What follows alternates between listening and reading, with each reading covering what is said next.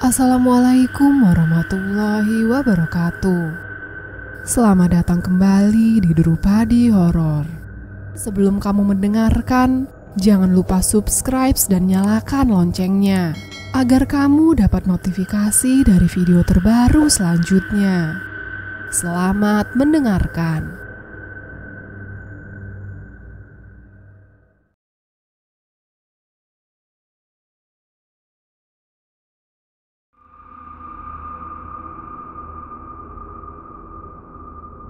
Kualat Gunung Pulau Sari.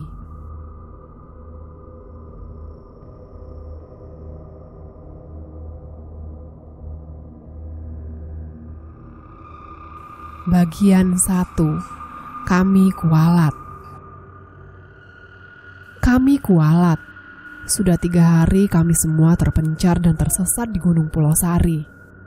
Ricky yang selama ini kuanggap sebagai orang yang lebih tahu tentang gunung, yang selalu aku turuti apapun yang dikatakannya, sekarang aku mulai meragukannya. Sebab sekarang tingkahnya aneh dan tidak seperti Ricky yang kukenal. Mungkin saja lelaki yang sedang berjalan di hadapanku saat ini adalah jelmaan Ricky. Aku juga tidak berani mendongak ke atas, karena ada sebuah bola api yang dari sore mengikutiku. Kata orang, bola api itu adalah Ocos, atau makhluk gaib penunggu Gunung Pulau Sari. Ricky membawaku ke sebuah perkemahan yang sangat aneh. Orang-orang di sana berwajah pucat. Tidak ada kegembiraan sedikit pun yang terpancar di wajah mereka. Cara berjalan mereka sama. Kaki kanannya pincang semua. Aku mulai takut. Lain halnya yang terjadi dengan Mira dan LD. Mereka juga hilang. Terakhir kali aku melihat LD berdiri di batang pepohonan. Wajahnya penuh darah, namun ia tersenyum ke arahku sambil yang tak ada manisnya sedikit pun. Senyum diiringi lambaian tangan itu justru terkesan mengerikan. Sementara Mira sahabatku, dia dinikahi jin curug putri. Aku melihat resepsi gaib itu dengan mata kepalaku sendiri. Aku seharusnya tidak berada di sini. Banyak sekali orang yang berkemah di tempat aneh ini. Ada puluhan orang. Bukan, ini sangat banyak. Bisa jadi ada ratusan orang di tempat ini. Tempatnya seperti lapangan. Kulihat Ricky berdiri sambil mendongak ke langit. Ia menatap bulan. Rick, ngapain kita di sini? Ayo, cari LD sama Mira lagi. Ricky tidak menjawab. Aku mendekatinya perlahan, lalu menyentuh pundaknya. Rick? 5 ekor belatung keluar dari kerah baju Ricky. Dia menoleh ke arahku dengan wajah datar. Tatap matanya mati. Kita istirahat di sini dulu, kata Ricky. Aku kaget, lantaran suaranya berubah. Aku harus pergi dari tempat ini secepatnya. Beberapa hari sebelumnya. Jujur saja aku bukan seorang pendaki handal. Bahkan aku tidak punya pengalaman mendaki gunung. Di kampus pun, aku tidak tertarik pada organisasi mahasiswa. Setiap hari yang aku lakukan hanya kuliah dan pulang. Orang bilang aku mahasiswa kupu-kupu. Ya, paling sesekali aku pergi ke perpustakaan. Bukan untuk mencari buku, melainkan untuk cuci mata saja. Soalnya di perpustakaan aku sering bertemu cewek cantik. Terkadang aku suka pura-pura duduk di samping mereka tanpa berani menyapa. Kehidupanku di kampus memang terkesan monoton, tapi aku suka dengan kehidupan seperti itu. Tapi semuanya berubah saat Mira mengajakku mendaki Gunung Pulau Sari. Aku tidak akan pernah melupakan pendakian itu. Di akhir semester 5, aku ditelepon Mira sahabatku. Waktu itu kebetulan aku sedang berkemas untuk mudik. Maklum, aku ini seorang perantau yang kuliah di Pandeglang. Jadi setiap libur semester, aku pasti pulang kampung. Halo Ri, Ori? Iya Mira, ada apa? Aku menjawab telepon Mira sambil membereskan baju. HP ku jepitkan di antara bahu dan telinga. Woi, lu belum pulang kan? Ini baru mau, kataku singkat. Kuletakkan HP di atas tumpukan baju, lalu menyalakan speakernya. Jangan pulang dulu, Ri. Gua punya rencana keren nih. Rencana apaan, Mir? Makan jagung di pinggir pantai lagi? Hahaha, bukan kok. Itu garing banget, sumpah. Ini pokoknya keren deh. Gua jamin gak akan garing lagi. Iya, apaan? Naik gunung, Ri. Lu belum pernah naik gunung kan? Gak pernah, Mir. Dan kayaknya gua gak ikut deh. Fisik gua gak akan kuat. Lu tahu sendiri fisik gua. Angkat galon aja gak sanggup. Ya, Ri. Please, ikut dong. Lu tahu kan, om gua cuma percaya sama lu. Gua gak akan diizinin naik gunung kalau gak sama lu, Ri. Mira merengek. Aku menghembuskan nafas berat. Tanganku berhenti membereskan pakaian. Ya udah, nanti gua anter izin aja ke mama lu ya. Ri, lu mau kalau gua kenapa-napa, terus lu yang dituntut sama om gua? Mendingan ikut aja. Kan bisa jagain gua juga. Pacar lu juga ikut kan, Mir? Tanyaku dengan nada malas. Iya, dia ikut juga. Tapi gak akan seru kalau lu gak ikut. Aku terdiam sejenak. Siapa yang bakal jadi pemandunya? Kita kan amatir, Mir. Harus ada minimal 1 orang yang mahir naik gunung. Gak boleh sembarangan. Bahaya. Ri. Kita kesana bareng sama si Ricky, anak kelas B. Dia mahir banget soal pendakian. Ricky memang anak pecinta alam. Dia sudah mendaki berbagai gunung di Pulau Jawa. Aku sangat percaya kalau Ricky yang jadi pemandunya. Naik gunung apa, Mir? Jangan jauh-jauh, Pulau Sari aja, kata Mira. Gunung Pulau Sari memang lokasinya dekat dengan kampusku. Bahkan dapat dilihat dari jendela kelas. Banyak orang juga dari luar kota yang mendaki gunung itu. Selain ketinggiannya hanya 1346 mdpl, Gunung Pulau Sari juga terkenal dengan air terjunnya yang indah. Air terjun itu bernama Curug Putri. Ya udah deh, gua ikut, kataku. Seharusnya saat itu aku tidak mengiyakan ajakan Mira. Atau seharusnya aku melarang Mira untuk naik gunung. Tapi sore itu aku malah mendatangi tempat tinggal Mira di rumah omnya. Sebab Mira juga orang perantauan. Sore itu aku, Mira, Ricky dan Eldi berkumpul di teras rumah. Kami merencanakan pendakian untuk besok. Sudah banyak hal-hal indah yang kami bayangkan saat sampai di puncak nanti. Sayangnya, rencana itu ternyata menjadi awal malapetaka bagi kami. Bagian 2. Larangan. Kami tiba di pos parkiran Gunung Pulau Sari. Ada beberapa motor dan mobil yang juga terparkir di sana. Penjaga pos meminta data diri kami. Ia mencatat dengan teliti.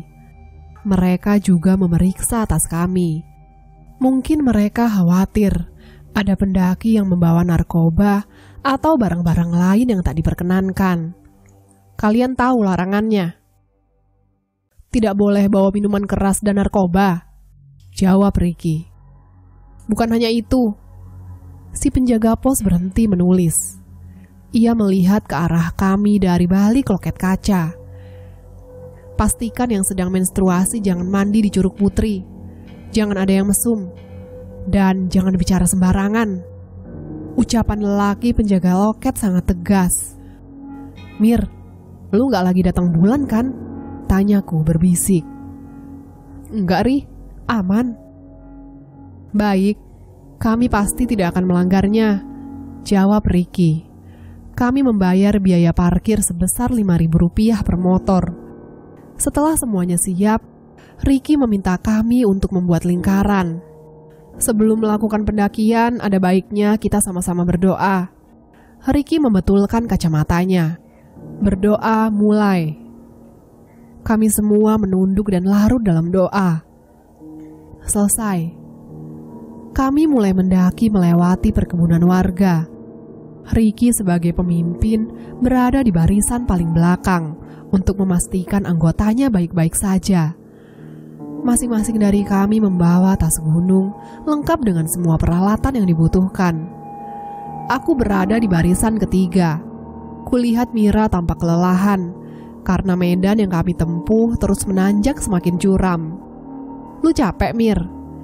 Istirahat dulu lah," kataku. "Baru juga mulai." LD menyela. "Enggak kok, kita lanjut aja. Gua gak sabar mau lihat Curug Putri." Mira menoleh ke arahku. Kami memasuki perkebunan pisang. Kulihat ada beberapa batang pohonnya yang rusak, bekas gigitan hewan. Aku yakin itu bekas gigitan hama babi hutan. Dari beberapa artikel yang pernah kubaca, penduduk Pulau Sari memang diresahkan oleh hama babi hutan. Dulu katanya ada kepala desa yang biasa dipanggil Pak Arsyad. Ia membuat perjanjian dengan Raja Babi Gunung Pulau Sari, sehingga para babi tidak menyerang perkebunan warga. Semenjak kepala desa itu meninggal, koloni babi mulai menyerang perkebunan warga kembali. Di tengah perjalanan, aku melihat seorang nenek sedang berdiri di antara pepohonan pisang. Wajahnya kusut dan rambutnya sudah penuh uban. Dia memperhatikan kami yang sedang melintas di hadapannya. "Rik, itu siapa?" tanyaku. "Nyi Amah. Dia orang gila. Dia memang suka berkeliaran di sekitar sini," jawab Riki. Saat barisan kami melintasi Nyi Amah, aku menoleh ke belakang. Ternyata dia mengikuti kami. Aku pun menghentikan langkah. "Lihat, dia ngikutin kita." Aku menunjuk ke arah nenek itu. Riki menghampirinya. Ia tersenyum ramah. "Nyi, punten, jangan ganggu kami ya." Riki berbicara padanya. Tiba-tiba Nyi Amah terlihat panik. Matanya melotot ke arah kami. Dia malah menunjuk-nunjuk, lalu tergesa-gesa berjalan ke arahku. "Kasihan kamu, Nak." Nyi Amah menyentuh pipiku sambil merintih. Aku menepis lengannya yang kotor. "Udah, Ri, ayo jalan lagi." LD menarik lenganku. Riki kembali ke barisan. Kami meninggalkan Nyi Amah. Kulihat wajahnya tampak sedih. "Daria kebahan paeh," teriak Nyi Amah dari belakang. "Dia bilang kita semua akan mati." Duh, gue jadi kepikiran dan takut, kataku. "Udah, jangan dipercaya. Sudah kubilang, dia itu orang gila," kata Riki sambil tersenyum. Kami pun melanjutkan perjalanan. Aku melirik jam tangan. Baru jam 10 siang. Tapi semakin masuk ke dalam hutan malah semakin temaram. Aku mendongak ke langit. Cuaca memang sedang mendung. Rombonganku mulai masuk ke dalam hutan. Jalan semakin terjal berbatu, juga licin. Suara kawanan monyet terdengar sangat mengganggu. Mereka bergelayutan di dahan-dahan pohon sambil melihat ke arah kami. "Kenapa, Mir?" tanyaku. Mira berhenti. Ia membetulkan kacamatanya, lalu melihat ke arah semak-semak. "Ayah," kata Mira. Yang ku tahu ayahnya Mira sudah lama meninggal. Riki panik. Dia lari dari arah belakang menghampiri Mira. "Mira, jangan lihat ke sana!" teriak Riki sambil menghalangi pandangannya. Perasaanku mulai tidak enak.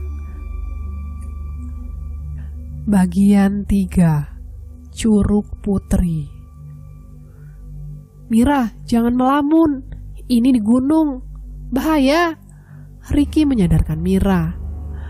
"Tapi jelas-jelas tadi gue lihat ayah ada di sana." Ia menunjuk ke arah semak-semak. "Udah, Mir, kita jalan lagi aja. Itu pasti cuma halusinasi lu," kataku. Kami kembali melanjutkan perjalanan. Di tengah pendakian, Mira minta istirahat dulu sejenak. Nafasnya terengah-engah, wajahnya sangat berkeringat. Aku duduk di atas batu besar sambil menikmati pemandangan yang menyejukkan. Ada batang-batang pohon besar dan suara burung bersahutan dengan monyet. Gunung Pulosari memang menjadi habitat nyaman bagi koloni monyet. Di sepanjang perjalanan tadi, aku selalu melihat monyet bergelantungan di dahan pohon. Selesai istirahat, Ricky mengajak kami kembali melanjutkan perjalanan. Ia membagikan tongkat kayu yang baru saja ia buat sendiri. Tongkat itu berguna untuk membantu pendakian. Kira-kira berapa jam lagi kita sampai ke Curug Putri? Tanyaku. Udah deket kok, sebentar lagi juga sampai, jawab Ricky. Ayo lanjut jalan, kita pasti bisa. LD memberi semangat. Tidak sampai setengah jam, akhirnya kami tiba di Curug Putri. Air terjun itu tidak terlalu tinggi. Airnya pun tidak deras. Ini terbilang air terjun kecil. Biasa digunakan para pendaki untuk sekedar cuci muka atau mengisi botol air minum mereka. Kedalaman airnya hanya sebetis, jadi tidak akan membahayakan para pendaki. Saat kami tiba di Curug Putri, suasana di sana sedang sepi. Mungkin para pendaki lainnya sudah melanjutkan perjalanan menuju kawah. Hanya ada seorang anak lelaki kurus yang umurnya mungkin saja baru belasan tahun. Dia membawa botol-botol kosong dan mengisinya dengan air Curug Putri. Itu pedagang air minum. Dia akan membawa botol yang sudah diisi air ke kawah untuk dijual ke para pendaki, kata Ricky sambil menunjuk ke arah anak itu. Kami semua mencicipi air Curug Ciputri. Terasa sangat segar. Aku belum pernah meminum air sesegar itu. LD dan Mira main air. Mereka saling guyur satu sama lain. Sedangkan Ricky sibuk mengambil gambar menggunakan kamera HP-nya. Mira, hati-hati. Kulihat ia terpeleset dan jatuh ke air. Kulihat celananya basah kuyup. Sayang jahat ih, kata Mira pada LD. Bukannya minta maaf, LD malah tertawa. Mir, aku terkejut dengan apa yang kulihat. Iya Ri, lu mens? Tanyaku. Ada darah mengalir di permukaan air. Astaga, gua gak sadar kalau mens. Tadi enggak kok. Mira bangun. Ia sangat panik. Gimana ini Rick? Tanya LD. Ricky menggaruk kepalanya sendiri. Dia turun ke dalam air, lalu mengaduk-aduk darah yang mengalir perlahan di permukaan air agar gumpalan darah itu hilang. Sudah, gak apa-apa. Yang penting banyak berdoa aja, kata Ricky. Ia lalu menyuruh kami melanjutkan perjalanan ke kawah. Sesaat sebelum kami meninggalkan Curug Putri, terdengar suara raungan dari langit. Entah suara apa itu. Disambut angin yang berembus kencang menerpa pepohonan. Kami semua menutup mata karena banyak daun kering dan debu yang berterbangan. Dan saat kembali membuka mata, Mira menghilang entah kemana. Kami panik, lalu turun kembali ke Curug Ciputri, memanggil-manggil Mira. Rick, Mira kemana Rick? LD menarik baju Ricky. Gimana ini Ricky? Lanjutnya, tanpa memberi kesempatan Ricky untuk bicara. Ada apa ini? Seorang lelaki tua muncul dari jalan setapak. Ia mengenakan baju hitam dan celana hitam semata kaki. Ia juga mengenakan belangkon. Pak, pacar saya hilang pak. LD menghampiri lelaki itu. Siapa itu Rick? Tanyaku. Dia Pak Jaro, kuncen gunung ini, jawabnya sambil menghampiri lelaki tua itu. Ricky lalu menyalaminya. Memangnya apa yang udah pacarmu lakukan di curug ini? Tanyanya. LD langsung menjelaskan kejadiannya. Pak Jaro menggeleng-gelengkan kepala. Ia berjalan mendekati air terjun. Di hadapan air terjun itu, ia berdiri sambil mengacungkan kedua tangannya ke langit. Entah apa yang sedang dilakukannya. Tidak lama kemudian, dia menghampiri kami kembali. Teman kalian baik-baik saja. Dia melakukan kesalahan fatal. Ada ritual yang harus kalian lakukan kalau mau dia kembali. Apa itu pak? Tanya LD. Kalau mau, mari ikut aku. Dia melangkah ke arah jalan setapak menuju kawah. Kami mengikutinya dari belakang. Apa dia bisa dipercaya? Aku berbisik di telinga Ricky. Tenang saja, dia orang baik. Dia juru kunci gunung ini. Ricky membetulkan posisi kacamatanya. Lengannya menepuk pundakku. Ia mencoba menenangkan kepanikan. Aku tidak tahu kemana Pak Jaro akan membawa kami. Kata Ricky, ini bukan lagi jalur menuju kawah. Pak Jaro harus menebas rerumputan liar yang menghalangi jalan. Semakin masuk ke dalam hutan, semakin terasa menakutkan. Bagian 4. Pulanglah. Setelah susah payah melewati semak belukar, akhirnya aku melihat sebuah rumah gubuk. Bangunan itu sepertinya terbengkalai. Biliknya dirambati tanaman liar. Itu gubuk kecil yang entah semula dijadikan tempat apa. Di depan gubuk itu ada 2 gundukan tanah seperti kuburan. Namun aku tidak bisa memastikan kalau gundukan itu memang kuburan manusia atau bukan.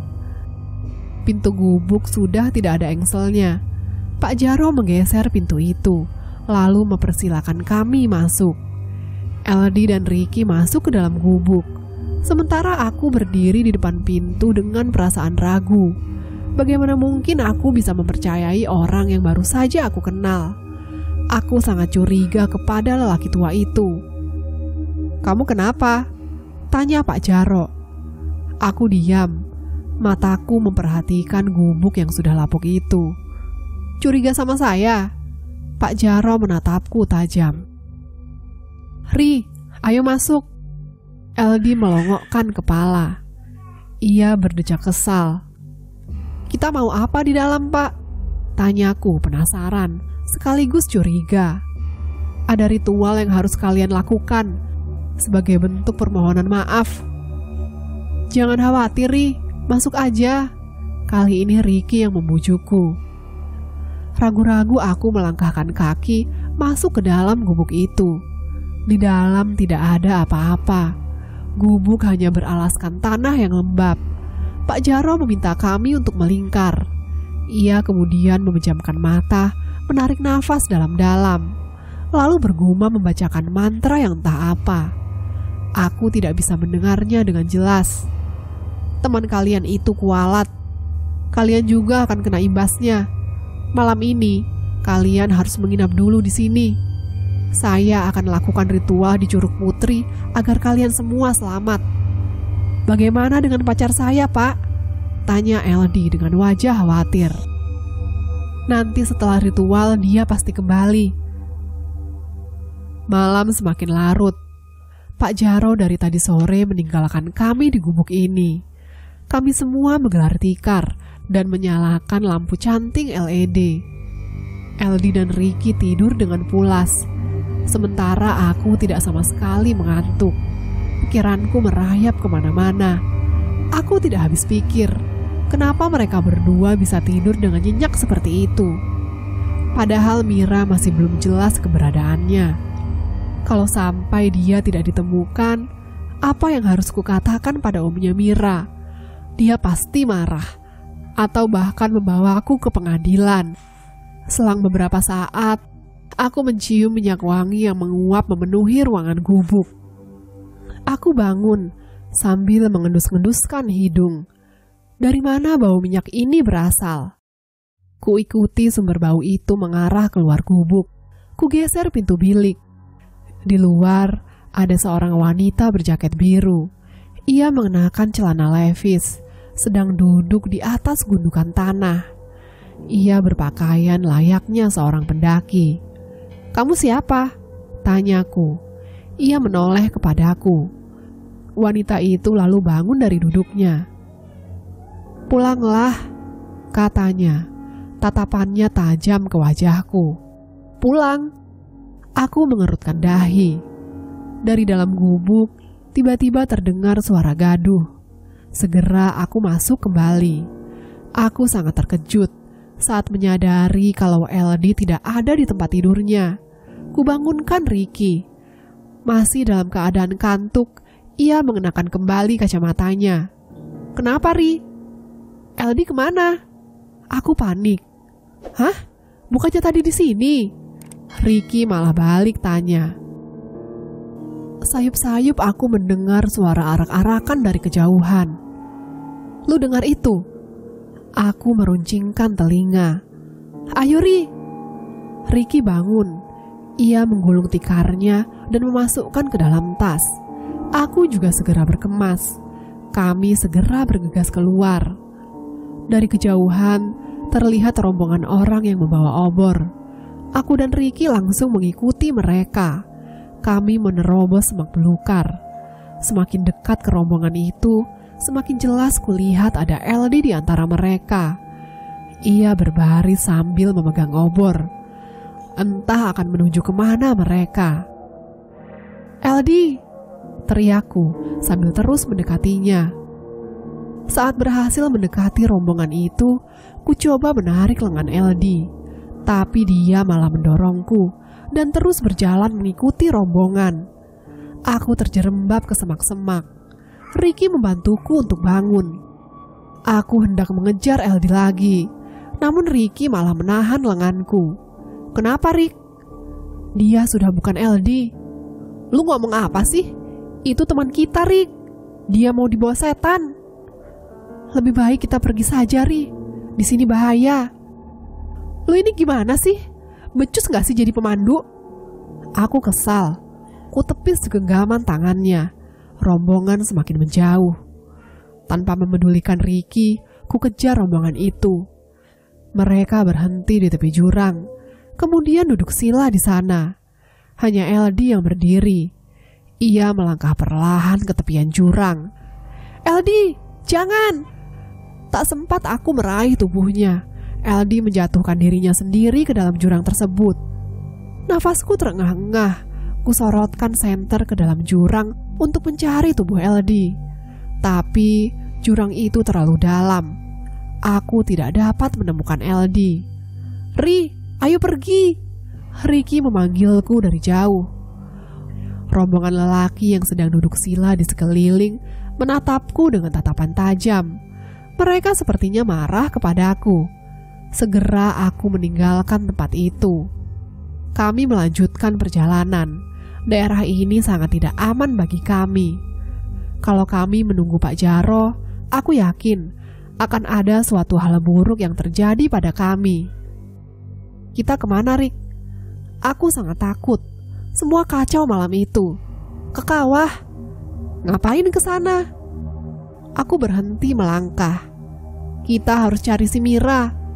Tadi gua lihat LD terjun di jurang. Kita cari dia juga. Kalau emang udah mati, setidaknya kita harus temukan jasadnya. Begini, Ri, di kawah pasti banyak orang. Nanti kita minta bantuan mereka. Aku diam. Ada benarnya juga apa yang dikatakan Ricky.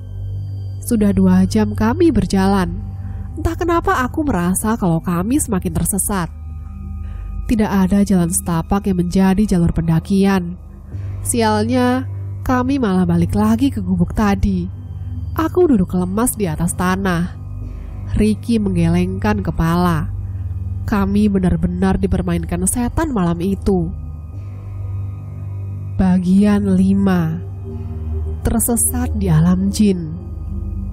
Ricky, kenapa kita balik lagi ke gubuk ini? Ricky tidak menimpali perkataanku. Sepertinya dia sedang berpikir keras. Kompas, Rick. Lu bawa kompas gak? Aku berdiri lalu menghampirinya. Sebentar. Ricky memintaku untuk memegangi senternya. Dia membuka tas ranselnya untuk mencari kompas. Ada, Rick. Wah, untungnya gua bawa nih. Ia tersenyum sambil menunjukkan kompas itu padaku.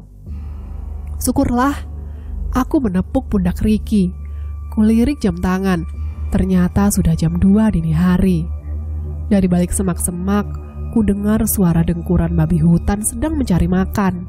Aku dan Ricky harus selalu waspada, karena babi hutan itu bisa saja menyerang kami. Kita ke arah mana sekarang? Barat, kata Ricky, sambil menyesuaikan arah jarum kompasnya. Tanpa putus asa, kami berdua kembali berjalan mengikuti arah jarum kompas. Kali ini aku yakin kami tidak akan balik lagi ke gubuk sialan itu. Ricky yang berjalan di depanku, semakin lama langkahnya semakin cepat. Sampai-sampai aku harus berlari kecil agar tidak tertinggal. "Rick, pelan-pelan jalannya," kataku. Ricky tiba-tiba berbelok ke kanan. Aku tidak dapat melihatnya karena terhalang oleh semak-semak. Ricky menghilang. Ku cari dia sambil menyorotkan senter ke segala arah, tapi tetap tidak ada. Ricky!" Aku panik, keringat membasahi wajah. Ku dengar dengkur babi semakin mendekat. Semak belukar di hadapanku berguncang. Sontak saja aku lari terbirit-birit tanpa arah dan tujuan. Semuanya jadi kacau. Aku semakin tersesat di gunung ini. Lelah, itu yang kurasakan. Kakiku rasanya tidak sanggup lagi untuk berlari. Nafasku terengah-engah, tenggorokanku kering. Persediaan air sudah habis. Kulepaskan tas ransel dan melemparkannya ke semak-semak. Lalu aku berbaring di atas rerumputan yang basah. Kulihat di langit, bulan mengambang dengan tenang. Kalau saja aku tidak pernah ikut dalam pendakian ini, mungkin semuanya akan baik-baik saja. "Ori!" Seseorang memanggilku. Itu jelas suara Mira. Entah dari mana arahnya. "Mir?" Kusorotkan cahaya senter ke segala arah. "Ori, sini!" Sebuah tangan perempuan muncul dari balik semak-semak. Di pergelangan tangannya ada jam berwarna biru. Aku sangat mengenali jam tangan itu. Itu milik Mira. "Mira?" Pelan-pelan ku dekati lengan itu. "Sini, Ri." Lengan itu melambai-lambai. Ku dekati lengan itu. Bajuku ditarik paksa ke dalam semak-semak. Jelas saja aku kehilangan keseimbangan. Untung saja Mira menahan tubuhku. Ia membawaku ke sebuah perkampungan. Aku heran, kenapa di gunung seperti ini ada perkampungan yang sangat ramai. Wajah Mira terlihat sangat bahagia. Ia bahkan tidak berhenti tersenyum. "Kita di mana, Mir?" Kampung itu sedang ramai. Orang-orang sibuk mempersiapkan sesuatu. Janur dipasang di depan sebuah rumah gubuk. Mereka membawa makanan dan buah-buahan, lalu menyerahkannya pada 3 orang wanita yang berjaga di depan rumah. Mereka seperti akan menggelar hajatan. "Gua mau menikah, Ri." "Hah? Nikah?" Jelas saja aku terkejut. "Iya, malam ini." Mira menatapku sambil tersenyum. "Ayo, gua kenalin lo sama calon suami gue. Dia ganteng banget." Mira menarik lenganku. "Enggak, Mir, kita harus pulang. Sadar, Mir, ini pasti bukan alam kita." Aku membujuknya, tapi Mira sepertinya tidak peduli pada ucapanku. Dia membawaku ke rumah gubuk, tempat hajatan akan digelar. Aku dan Mira masuk melalui pintu dapur. Di sana banyak sekali wanita tua yang sedang sibuk masak. Mereka menoleh ke arahku sambil tersenyum ramah. Mira kemudian membawaku ke dalam kamar. Ruangannya temaram karena hanya ada lampu canting yang menjadi penerang. "Kenalin, itu calon suami gua." Aku terkejut saat melihat sosok makhluk besar sedang duduk memandangi lampu canting. Sosok itu berbulu hitam, matanya merah menyala, kukunya panjang dan juga bertaring. "Astaga, Mira, ayo pulang." Kutarik paksa lengan Mira. Itu jelas genderuwo. Mira mau menikah dengan genderuwo. Apa-apaan ini? Sekuat tenaga kutarik paksa Mira keluar dari gubuk itu. Namun, kami tidak semudah itu keluar dari kampung. Nyatanya, di halaman rumah sudah berdiri 5 lelaki berbadan besar menatapku dengan tatapan tajam. Mereka semua membawa golok. Apa yang harus kulakukan sekarang?